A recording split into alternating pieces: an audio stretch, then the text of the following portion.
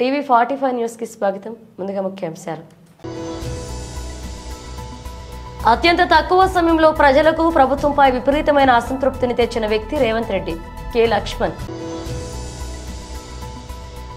తెలంగాణ ప్రభుత్వం కీలక ప్రకటన, ఎలక్ట్రిక్ వాహనదారులకు బంపర్ ఆఫర్.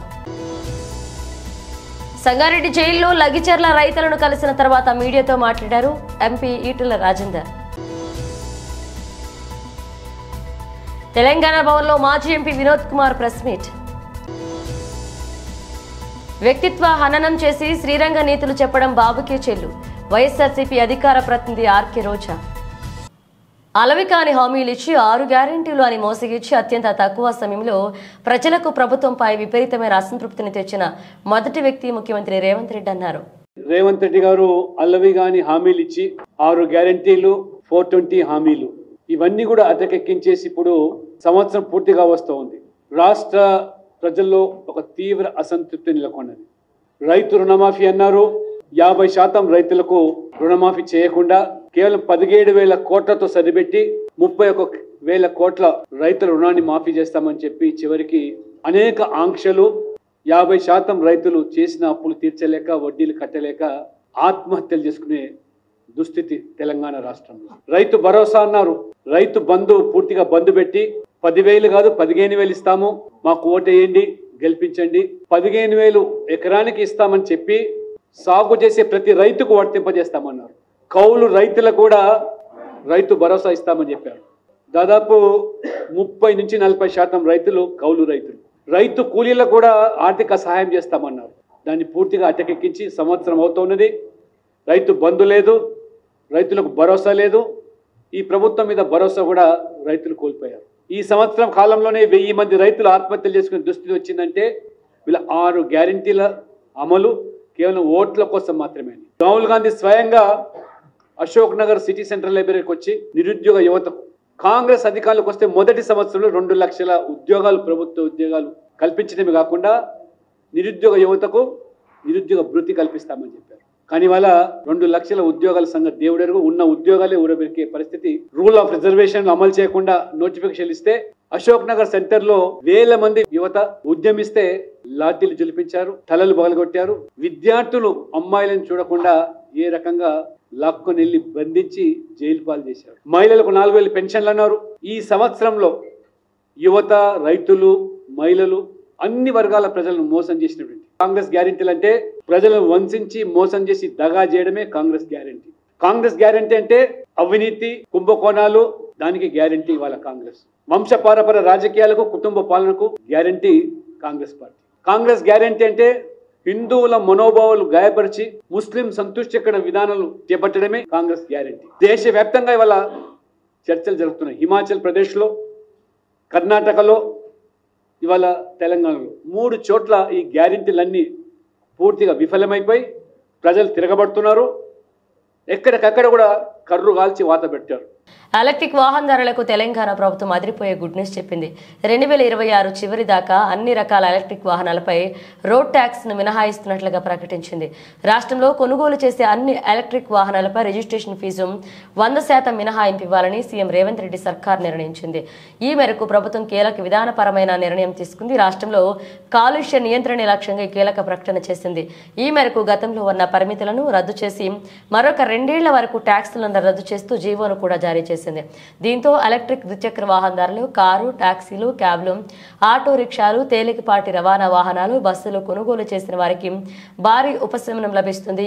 రాష్ట్రంలో కొనుగోలు చేసిన ఎలక్ట్రిక్ ట్రాక్టర్లకు కూడా ఈ ఆఫర్ వర్తిస్తుంది. సోమవారం నుంచి రాష్ట్రంలో నూతన ఈవీ పాలసీని అమలు చేయడంపై తెలంగాణ రవాణా శాఖ మంత్రి పొన్నం ప్రభాకర్ ఆదివారం మీడియాతో మాట్లాడారు. ఢిల్లీ తరహాలో హైదరాబాద్లో కాలుష్యాన్ని నివారించేందుకు ఈ విధానాన్ని తీసుకొచ్చామన్నారు. సోమవారం నుంచి ఎలక్ట్రిక్ వాహనాల నూతన విధానం అమల్లోకి వస్తుందన్నారు.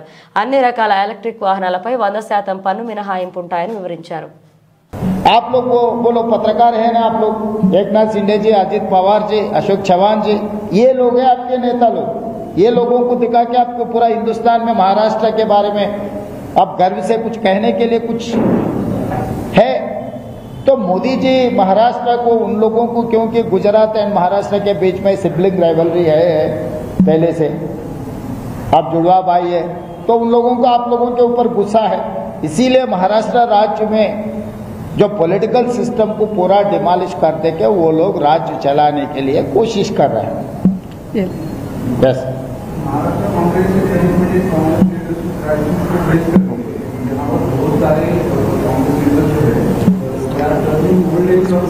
लीडरशिप जो है कांग्रेस की को सामने नहीं आ रही और इस कैंपेन में वो दिखा बहुत रेगुलरली दिखा जहाँ जहाँ पर भी कांग्रेस की लीडरशिप पहुंचे they cannot make the mark of their speeches or their aura नहीं, उसके लिए तो आप ये Bharatiya Janata party WhatsApp university जो सर्कुलेट कर रहे हैं वो वही है। तेलंगाना में भी पहले वैसे ही बोलते थे, सरकार बनने से पहले सीनियर जूनियर्स के बाद दोनों के बीच में कुछ बात बनते नहीं तो आपस में लड़ ले रहे हैं। ये सब सारे हर बार सिमिलर हिमाचल में, सिमिलर कर्नाटक में, सिमिलर तेलंगाना में ऐसी सवाल बहुत बार आते थे, मगर उसका जवाब क्राइसिस में लीडरशिप एमर्ज होने वाले हैं। कभी भी इस देश को, इस पार्टी को क्राइसिस जब आएंगे तब नया नेता खड़ा होकर जनता के साथ लड़ने वाले नेता बनने वाले। Without crisis you can not expect any new leadership. अगर आप समझ रहे कांग्रेस में क्राइसिस है, इसका जवाब एक ही है, अभी नया लीडरशिप खड़ा होने वाले हैं, तो ये अच्छा है देश के लिए। సంగారెడ్డి జైల్లో లగిచర్ల రైతులను కలిసిన తర్వాత మీడియాతో మాట్లాడారు ఎంపీ ఈటెల రాజేందర్. బేషరతుగా ప్రభుత్వం క్షమాపణ చెప్పి పెట్టిన అక్రమ కేసులు విత్డ్రా చేసుకొని జైళ్లలో మగ్గేటువంటి వాళ్ళందరినీ కూడా విడుదల చేయాలని చెప్పి మొట్టమొదటి డిమాండ్ చేస్తుంది.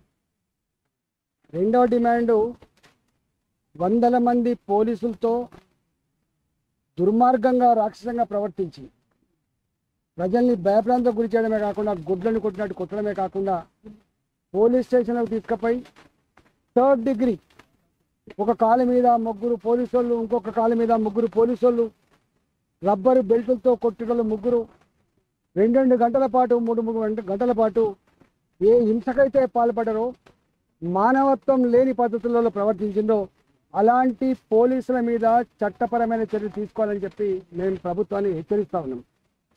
మూడో డిమాండు, ఇవాళ ప్రభుత్వ అవసరాల కోసం భూములు తీసుకోవడం వేరు, కానీ పెద్ద పెద్ద బడా వ్యాపారుల కోసం, ఫార్మా కంపెనీల కోసం నీవు పేదల భూమిని ఇలా 3 తరాలు కాదు 100 సంవత్సరాలుగా పేదవాళ్లకు ఇప్పటికి కూడా భూమిని నమ్ముకొని బతికే రైతుల భూముల్ని అక్కడ 10 లక్షల రూపాయలకు మాత్రమే ఇస్తామని, 40-50 లక్షల రూపాయలు ఉన్నప్పటికీ కూడా 10 లక్షల రూపాయలు ఇస్తామని చెప్పడమే కాకుండా వాళ్ళు అన్న మాట ఏంటంటే మాకు 10 లక్షలు కాదు 40 లక్షలు కాదు, తల్లిని పిల్లను వేరు చేస్తే ఎంత పాపం తగ్గుతుందో రైతుల్ని భూమి నుంచి వేరు చేస్తే అంతే పాపం తగ్గుతుంది. రేవంత్ రెడ్డి గారు, నీకు ఓట్లు వేసి గెలిపిస్తే మా వెనుకబడ్డ ఈ కొడంగల్ నియోజకవర్గంలో ప్రజలకు లాభం జరుగుతుందని చెప్పి ఆశించడం, కానీ కొండ నాలుకకు మంది ఎత్తే ఉన్న నాలుక పోయినట్టుగా మా భూములకు ఇట్లా గుంజుకుంటామని చెప్పి ఆశించలేదు రేవంత్ రెడ్డి గారు అని చెప్పి వాళ్ళు ఎన్నిసార్లు ప్రభుత్వ అధికారులు గ్రామాలకు వెళ్ళినప్పటికి కూడా మేము సచేమిరా భూములు ఇవ్వమని చెప్పింది. ఇన్నిసార్లు చెప్తున్నప్పుడు వాళ్ళు పాదయాత్రలు చేసిండ్రు, దొరికిన లీడర్ కల్లా దరఖాస్తు ఇచ్చి దండం పెట్టిండ్రు, అధికారుల చుట్టూ తిరిగిండ్రు. ఇంత ప్రశాంతమైన ఉద్యమం ఇట్లే కొనసాగితే రేపు ఆ నియోజకవర్గంలో రాజకీయంగా నాకు పుట్టగతులు ఉండవనేటువంటి భావించి, నేను తలపెట్టిన ప్రాజెక్టు కనుక అమలు కాకపోతే నా పరువు పోతుందని చెప్పి భావించి వాళ్ళే స్వయంగా ఒక స్కెచ్ చేసుకొని ఈ ప్రజాస్వామికమైనటువంటి ఉద్యమాన్ని హింసకు తీసుకుపోవాలని చెప్పి వాళ్ళే కుట్రపూరితంగా స్కెచ్ చేసుకొని కలెక్టర్ని పట్టుకొచ్చుకొని వాళ్ళే లొల్లి పుట్టించుకొని దాడులు చేసుకొని ఆ దాడుల్ని అడ్డం పెట్టి ఈ దాడులు చేసింది రైతులని, దీనికి కారకులు ప్రజలని చెప్పి వాళ్ళను పూచి చూసి ఇవాళ ఈ విధంగా భయపెట్టించారు. తెలంగాణ భవన్లో మాజీ MP Vinod Kumar press meet నిర్వహించారు. ఇది కేవలము మన రైతులు కష్టపడి పండించినటువంటి పంట అని చెప్పి వ్యాఖ్యానించారు. రైతులే పండించిండ్రు, రైతులు పండియకపోతే నువ్వు పండియలేదు, నేను పండియలేదు, రైతులే పండించిండ్రు. రైతులు ఎట్లా పండించారు అనేది మనం చర్చించుకోవాలి. ఇప్పుడు కాళేశ్వరం ప్రాజెక్ట్ అంటే సుందిళ్ళ, అన్నారం మాత్రమే కాదు, మేడిగడ్డ మాత్రమే కాదు, మేడిగడ్డ కుంగిన మాట నిజమే, అన్నారం సుందిల్లా అదేవిధంగా మేడిగడ్డలో ఈసారి పంపింగ్ చెయ్యని మాట నిజమే, అయినా బాగా పంట పండింది కాబట్టి కాళేశ్వరం ప్రాజెక్టు దండగా అని చెప్పి ఆయన చెప్పదలుచుకున్నాడు. ఏది తెలంగాణ ప్రజలకి, యావత్తు ప్రపంచానికి. నేను ఒకటే సూటి ప్రశ్నిస్తున్నా, వర్షాలు బాగా పడిన సందర్భంలో ఈ 3 బ్యారేజీలు కేసీఆర్ ముఖ్యమంత్రి ఉన్నప్పుడు కూడా ఉపయోగించలేదు. కేసీఆర్ గారు ముఖ్యమంత్రి ఉన్నప్పుడు కూడా బాగా వర్షాలు పడ్డప్పుడు ఈ 3 బ్యారేజీలు ఉపయోగించలేదు, పంపులు ఆన్ చేయలేదు. ఎప్పుడంటే కరువు కాలం ఒకటి, వర్షాలు తక్కువగా పడ్డప్పుడు ఒకటి, మూడో ముచ్చట ఏంటంటే రబీ అంటే యాసంగికి నీళ్లు తగ్గుతాయి, చెరువులలో కుంటలలో బోర్లు తగ్గినప్పుడు ఫిబ్రవరి, మార్చ్, ఏప్రిల్ మాసాలలో మరి గోదావరి ప్రాణహిత ప్రవహిస్తుంది కాబట్టి ఇంతో దాన్ని లిఫ్ట్ చేసి మళ్ళీ నింపి మళ్ళీ పంటలో పండే విధంగా స్టెబిలైజ్ చేయాలని చెప్పి ఈ కాళేశ్వరం ప్రాజెక్టు ఒక ముఖ్య ఉద్దేశం. బాగా వర్షాలు పడినప్పుడు కేసీఆర్ కూడా ఆన్ చేయలేదు మోటార్లు, మేడిగడ్డ నుంచి లిఫ్ట్లు కాలేదు, చరిత్ర అది. ఈ ప్రాజెక్టు ఉద్దేశం ఏంది? మేడిగడ్డ, అన్నారం, సుందిల్ల కింద ఉంటాయి, మీద ఎస్ఆర్ఎస్పిలో నీళ్లు లేనప్పుడు, లేకపోతే గోదావరి మహారాష్ట్ర నుండి ఎక్కువ ప్రవాహం రానప్పుడు కింద ఉన్నటువంటి ప్రాణహిత నీళ్లు పోయేదాన్ని లిఫ్ట్ ఇరిగేషనే ఈ కాళేశ్వరం ప్రాజెక్టు ఒక ముఖ్య ఉద్దేశం. మరి అది కూడా అవగాహన లేదు మన ముఖ్యమంత్రి రేవంత్ రెడ్డి గారికి. నేను ఒకటే అడుగుతున్నా, రేవంత్ రెడ్డి గారు వర్షాలు బాగుపడ్డప్పుడు కేసీఆర్ కూడా దాన్ని ఉపయోగించలేదు. ఏపీ బడ్జెట్ సమావేశాల్లో ఎమ్మెల్యే గుమ్మడి సంధ్యారాణి మాట్లాడారు. అధ్యక్ష, సంపూర్ణ ప్లస్ వీటన్నిటికీ, అలాగే గిరి గోరుముద్దలు ఇవన్నిటి కలిపి బాల సంజీవిని అని ఒక పేరు పెట్టి ఆ పథకం ఏర్పాటు చేయడం జరిగింది అధ్యక్ష. దీనిలో ఏంటంటే పూర్తిగా గిరిజనుల కోసం అడిగారు. గిరిజనుల కోసం, అలాగే మైదాన ప్రాంతంలో ఉన్నటువంటి గర్భిణీలకి, బాలింతలకి కూడా ఈ పథకం వర్తిస్తుంది అధ్యక్ష. ముఖ్యంగా టోటల్గా బాల సంజీవిని గిరిజన ప్రాంతాల్లో 8,311 మంది ఉన్నారు అధ్యక్ష. అలాగే జనరల్గా ఉన్న వాళ్ళలో 47,295 మంది ఉన్నారు అధ్యక్ష. మొత్తం 55,607 మంది ఈ బాల సంజీవిని ప్రోగ్రాంలో ఉన్నారు అధ్యక్ష. వీటికి ట్రైబల్ ఏరియాలో 65,65,63,00,000 ఏర్పాటు చేస్తున్నాం అధ్యక్ష. అలాగే ప్లేన్ ఏరియాలో 507 కోట్లు ఏర్పాటు చేయడం జరిగింది అధ్యక్ష.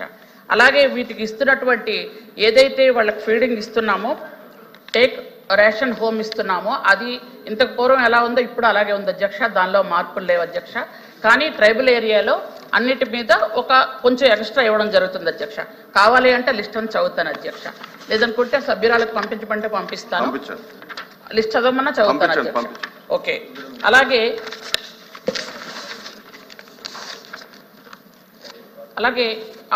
ఏదైతే సీమంతాలు కానీ, అన్నప్రాసన కానీ ట్రైబల్ ఏరియాలో చేసుకోలేని పేదవాళ్ళ కోసం, అలాగే మైదాన ప్రాంతాల్లో కూడా ఎస్టీ, ఎస్సీ, బీసీల్లో చాలా పేదవాళ్ళు ఉంటారు అధ్యక్ష. అట్లాంటి వాళ్ళకి ప్రభుత్వమే దగ్గరుండి సీమంతాలని, అన్నప్రాసన కార్యక్రమాలు చేయడం జరుగుతుంది అధ్యక్ష. అలాగే కిషోర్ వికాసం, అదేంటంటే హాస్టల్స్లో ఉన్న పిల్లలు కానీ, చదువుకున్న పిల్లలు అంటే 10th లోపు ఉన్న పిల్లలు, ఇంచుమించు ఇంటర్మీడియట్ లోపు ఉన్న పిల్లలకి రక్తహీనత కలిగిన అట్లాంటి వాళ్ళకి సంపూర్ణ పోషణ కింద ఇవ్వడం జరుగుతుంది అధ్యక్ష. వాళ్ళకి వాళ్ళని చాలా అంటే గుడ్ టచ్, బ్యాడ్ టచ్ ఇట్లాంటివి ఇప్పుడు సమాజంలో పరిస్థితులు బాగులేవు కాబట్టి వాళ్ళకి అన్ని విధాలుగా చెప్పడం కూడా జరుగుతుంది అధ్యక్ష. కిషోర్ వికాసం అని, ఎందుకంటే 0 నుంచి 6 years అంగన్వాడీ సెంటర్స్లో చెప్తే, కిషోర్ వికాస్ మాత్రం పిల్లలకి, కౌమార దశలో ఉన్న పిల్లలకు కూడా చెప్పడం జరుగుతుంది అధ్యక్ష. అలాగే న్యూట్రీ గార్డెన్స్, న్యూట్రీ గార్డెన్స్ అంటే ప్రతి అంగన్వాడీ సెంటర్స్లో కూడా వెజిటబుల్స్ పెంచడం కానీ వాటిలో ఉపయోగించడం కానీ ఈ పథకం కూడా ఉంది అధ్యక్ష. దానికోసం ప్రతి అంగన్వాడీ సెంటర్కి 10,000 రూపాయలు ఇవ్వడం జరుగుతుంది అధ్యక్ష. అలాగే ఇంకుడు గుంతల కోసం 16,000 రూపాయలు ఇస్తున్నాం అధ్యక్ష. అలాగే అక్కడ ఉన్నటువంటి అంగన్వాడీ సెంటర్స్లో ఏవైనా చిన్న చిన్న రిపేర్లు జరిగితే, ఒక టేబుల్ పోయినా, చైర్ పోయినా, లేదంటే పెయింటింగ్ ఏవైనా ఇదైనా, లేదా పిల్లల కోసం ఏదైనా కావాలి అనుకుంటే వాళ్ళకి ప్రత్యేకంగా 19,500 రూపాయలు కూడా సంవత్సరానికి ఇవ్వడం జరుగుతుంది అధ్యక్ష. అలాగే ఇంతకుముందు చెప్పాను అధ్యక్ష, ఒక్కొక్క సెంటర్కి 1,00,000 రూపాయలు ఇస్తున్నాము. అక్కడ ఎల్ఈడి టీవీ, అలాగే వాళ్ళకి కావాల్సినటువంటి సామాన్లన్నీ కొనడానికి ఒక్కొక్క సెంటర్కి 1,00,000 రూపాయలు శాంక్షన్ కూడా జరిగింది అధ్యక్ష. అలాగే హై రిస్క్ ఉన్న ప్రెగ్నెన్సీ వాళ్ళని కూడా అంగన్వాడీ సెంటర్స్లో టీచర్స్ జాగ్రత్తగా చూసుకుంటున్నారు అధ్యక్ష. అలాగే ఏఎన్ఎంస్ కూడా అప్పచెప్పడం కూడా జరుగుతుంది. అలాగే జననీ సురక్షణ అనే ఒక పథకం ఉంది అధ్యక్ష. దానిలో ఏంటంటే సిజేరియన్ ఆపరేషన్ చేయాల్సి వచ్చినటువంటి మహిళలు ఎవరైతే ఉన్నారో వాళ్ళకి జాగ్రత్తగా ఈ పౌష్టికాహారం పెట్టిన తర్వాత సిజేరియన్ ఆపరేషన్ చేసి వాళ్ళకి మందులు అలాగే అన్ని ఉచితంగా వాళ్ళని తీసుకెళ్లి ఇంట్లో డ్రాప్ చేయడం కూడా జరుగుతుంది అధ్యక్ష. ఎందుకంటే వాళ్ళ ఆరోగ్యం గురించి కూడా అడిగారు కాబట్టి ఈ విషయాలన్నీ కూడా చెప్పడం జరుగుతుంది అధ్యక్ష. పోలీసులు తమ టోపీపై ఉన్న 3 సింహాలకి సెల్యూట్ చేయడానికి బదులు కూటమిలోని 3 పార్టీలకు సెల్యూట్ చేస్తున్నాయి. వ్యక్తిత్వ హననం చేసి శ్రీరంగ నీతులు చెప్పడం చంద్రబాబుకే చిల్లన్నారు. ఫేక్ ఐడీలతో వైఎస్ఆర్ కాంగ్రెస్ సోషల్ మీడియా యాక్టివిస్టులపై తప్పుడు ఆరోపణలు చేస్తున్నారని విమర్శించారు ఆర్కే రోజా.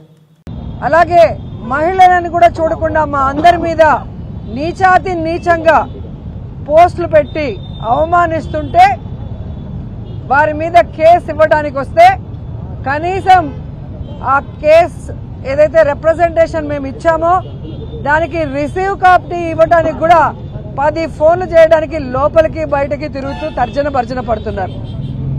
ఈరోజు ఇచ్చిన రిప్రజెంటేషన్కి ఒక రిసిప్ట్ ఇచ్చి ఆ తర్వాత దాంట్లో ఏముందో చదివి దాన్ని ఎలా ఇన్వెస్టిగేట్ చేయాలని పై ఆఫీసర్లని అడగటం మనం చూసాం. కానీ అసలు రిప్రజెంటేషన్ తీసుకొని రిసిప్ట్ ఇవ్వడానికే 100 సార్లు ఫోన్ చేయాల్సిన పరిస్థితి వచ్చిందంటే ఈ రాష్ట్రంలో పోలీసులు కూటమి ప్రభుత్వం యూనిఫామ్ వేసుకోకపోయినా వారికి పని చేస్తున్నారనేది స్పష్టంగా అర్థమవుతుంది.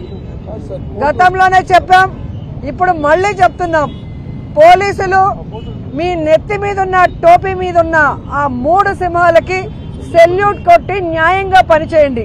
అంతేగాని రాష్ట్రంలో 3 పార్టీలు కలిసి కూటమి ప్రభుత్వంగా ఉందని ఆ 3కి సెల్యూట్లు కట్టి ఏకపక్షంగా మీరు నిర్ణయాలు తీసుకోవద్దు. ప్రజలు తిరగబడే రోజులు వస్తాయని కూడా హెచ్చరిస్తున్నాం. ఈరోజు ఏ విధంగా తయారయ్యారంటే చంద్రబాబు నాయుడు చేయాల్సిన తప్పులన్నీ ఆయన చేస్తాడు, చేయిస్తాడు. ఎదుటి వాళ్ళ మీద నిందలు వేసి శ్రీరంగ నీతులు చెప్పడం మనం గమనించాం. వ్యక్తిత్వ హననం అనేది చంద్రబాబు నాయుడు చేయటంలో సిద్ధహస్తుడు. తనకి పిల్లనిచ్చిన ఎన్టీఆర్ గారికే బట్టలు ఇప్పించి కార్టూన్లు వేయించిన గనుడు. ఇప్పుడు ఎవరైతే డిప్యూటీ సీఎంగా ఉన్నారో ఆయన పక్కన ఆయన తల్లి గారి గురించి, అలాగే చిరంజీవి గారి కుటుంబ సభ్యుల గురించి, మహిళల గురించి తప్పుగా రాయించింది ఐటీడీపీ ద్వారా లోకేష్ గారు అన్న విషయం అప్పట్లో పవన్ కళ్యాణ్ గారు ట్వీట్ చేయడము, తన ఫేస్బుక్ లో పోస్ట్ చేయడం మనం అందరం కూడా గమనించాం. అలాగే జగన్మోహన్ రెడ్డి గారు ముఖ్యమంత్రిగా ఉన్నప్పుడే కనీస గౌరవం లేకుండా ఆయన మీద, ఆయన భార్య మీద, ఆయన తల్లిగారి మీద, ఆయన సోదరి మీద, ఆయన పిల్లల మీద ఎంత నీచాతి నీచంగా పోస్టులు పెట్టారో మనం అందరం కూడా గమనించాం. తప్పు చేసిన రోజు తప్పు జరిగింది అని చెప్పి వాళ్ళు క్షమాపణ కోరలేదు తెలుగుదేశం వాళ్ళు. ఆ తప్పు చేసిన వాళ్ళని శిక్షించేదానికి ముందుకు రావడానికి కూడా ఈరోజు ఆలోచిస్తున్నారు అంటే ఒకసారి ప్రజలు కూడా ఆలోచించాలి. సుకుమార్ దర్శకత్వంలో icon star Allu Arjun national crush Rashmika Mandanna జంటగా రూపొందుతున్న Pushpa 2 the rule movie December 5న ప్రేక్షకుల ముందుకు రాబోతుంది. ఎన్నో అంచనాల మధ్య విడుదల కానున్న ఈ సినిమా ట్రైలర్ లాంచ్ ఈవెంట్ ను బీహార్ రాజధాని నగరం పాట్నాలో ఆదివారం సాయంత్రం గ్రాండ్ గా నిర్వహించారు. సాయంత్రం 6:03 గంటలకు విడుదల చేసిన ఈ ట్రైలర్ కు ప్రేక్షకుల నుంచి చక్కటి స్పందన వస్తోంది. అభిమానులను ఉర్రూతలూగిస్తున్న పుష్ప 2 ట్రైలర్ పై దర్శక ధీరుడు రాజమౌళి కూడా స్పందించారు. పాట్నాలో వైల్డ్ ఫైర్ మొదలైంది, దేశమంతటా విస్తరిస్తుంది. డిసెంబర్ 5న పేలుతుంది, పార్టీ కోసం వేచి చూడలేను పుష్ప అని రాజమౌళి పేర్కొన్నారు. ఈ మేరకు ఎక్స్ వేదిక ఆయన స్పందించారు. కాగా పుష్ప 2 ట్రైలర్ సినీ ప్రేక్షకులను ఆకట్టుకుంటుంది. పుష్ప అంటే నేషనల్ అనుకుంటారా, ఇంటర్నేషనల్. పుష్ప అంటే ఫైర్ కాదు వైల్డ్ ఫైర్ వంటి డైలాగులతో పాటు ఇతర పంచ్ డైలాగులు ఆకట్టుకున్నాయి. ఇక 2021 చివరిలో వచ్చి దుమ్మురేపిన పుష్ప సినిమాకు ఇది సీక్వెల్ గా వస్తున్న విషయం తెలిసిందే. వచ్చే ఏడాది ఫిబ్రవరి మార్చిలో జరగనున్న championship trophy 2025 tournament Bharat Pakistan మధ్య దౌత్య సంబంధాలను మరింత అగాధంలోకి నెడుతోంది. పాక్ వేదికగా జరిగే ఈ టోర్నీకి భద్రతా కారణాల రీత్యా టీమిండియాను పంపించబోమని బీసీసీఐ ఇప్పటికే స్పష్టం చేసింది. బీసీసీఐ వైఖరి నచ్చని పాకిస్తాన్ భారత్ను రెచ్చగొట్టేలా ట్రోఫీ టూర్ను పీఓకేలోని పాక్ ఆక్రమిత కాశ్మీర్ పలు వేదికల్లో నిర్వహించేందుకు షెడ్యూల్ను రూపొందించింది. దీనిపై బీసీసీఐ తీవ్ర అభ్యంతరం వ్యక్తం చేయడంతో ఈ షెడ్యూల్ను ఐసీసీ నిలుపుదల చేసింది. పీఓకేలోని వేదికలు లేకుండా కొత్త టూర్ షెడ్యూల్ను శనివారం విడుదల చేసింది. ఈ నేపథ్యంలో టీమిండియా మాజీ దిగ్గజం కపిల్ దేవ్ ఆసక్తికరమైన వ్యాఖ్యలు చేశారు. ఐసీసీ ఛాంపియన్స్ ట్రోఫీ వేదికలు భారత్ పాకిస్తాన్ మ్యాచ్ జరిగే అవకాశాలపై కపిల్ దేవ్ తన ఆలోచనలను పంచుకున్నారు. భారత జట్టును పాకిస్తాన్కు పంపించడం లాంటి నిర్ణయాలు ప్రభుత్వాలే తీసుకోవాలని ఆయన అభిప్రాయపడ్డారు. ఇది పూర్తిగా ప్రభుత్వ బాధ్యత. ఇలాంటి విషయాల్లో మాలాంటి వారి అభిప్రాయాలు అసమవరం లేదన్నారు. మా అభిప్రాయాలను పట్టించుకోకూడదు. కపిల్ దేవ్ ఎవరికన్నా పెద్దవాడు కాకూడదు అని ఆయన వ్యాఖ్యానించారు. కాగా ఛాంపియన్స్ ట్రోఫీకి ప్రచారం కోసం ట్రోఫీ టూర్ను నిర్వహిస్తారన్న సంగతి తెలిసిందే. బులెటిన్ ముగించే ముందు హెడ్లైన్స్ మరోసారి. అత్యంత తక్కువ సమయంలో ప్రజలకు ప్రభుత్వంపై విపరీతమైన అసంతృప్తిని తెచ్చిన వ్యక్తి రేవంత్ రెడ్డి. కె లక్ష్మణ్. తెలంగాణ ప్రభుత్వం కీలక ప్రకటన, ఎలక్ట్రిక్ వాహనదారులకు బంపర్ ఆఫర్. సంగారెడ్డి జైల్లో లగిచర్ల రైతులను కలిసిన తర్వాత మీడియాతో మాట్లాడారు ఎంపీ ఈటెల రాజేందర్. తెలంగాణ భవన్లో మాజీ MP Vinod Kumar press meet. వ్యక్తిత్వ హననం చేసి శ్రీరంగ నీతులు చెప్పడం బాబుకే చెల్లు, వైఎస్ఆర్సీపీ అధికార ప్రతినిధి ఆర్కే రోజా. ఇవి బిల్సిన అప్డేట్స్. మరణ బ్రష్తో మళ్ళీ కలుద్దాం.